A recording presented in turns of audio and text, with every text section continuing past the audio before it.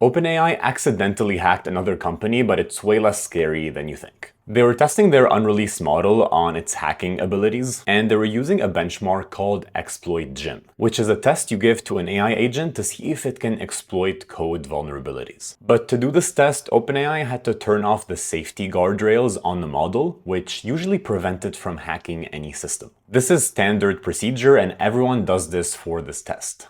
Then OpenAI put this model in a research sandbox that didn't have access to the internet.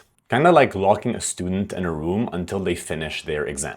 The research sandbox was using software from a third party. And when the test began, the model for some reason decided that it would be faster to steal the answers from the internet than to do the actual test. So it analyzed the sandbox environment and found a vulnerability that let it access the internet. Remember that this was only possible because the safety guardrails were turned off.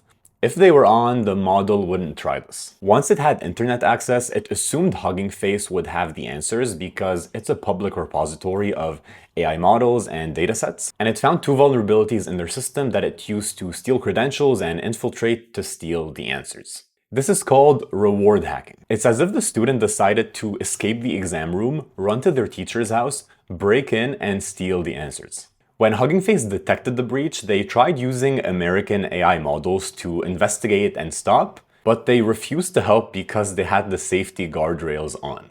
Instead, they used a self-hosted Chinese open-weight model called GLM 5.2, which helped them investigate and shut down the breach. Of course, it's concerning that an AI would do all of this just to pass a test, but that reminds us of the importance of safety guardrails. But the bigger question is, should companies have access to the unrestricted version of every model so they can use it as a defensive mechanism? Let me know your questions in the comments and I'll do my best to answer them.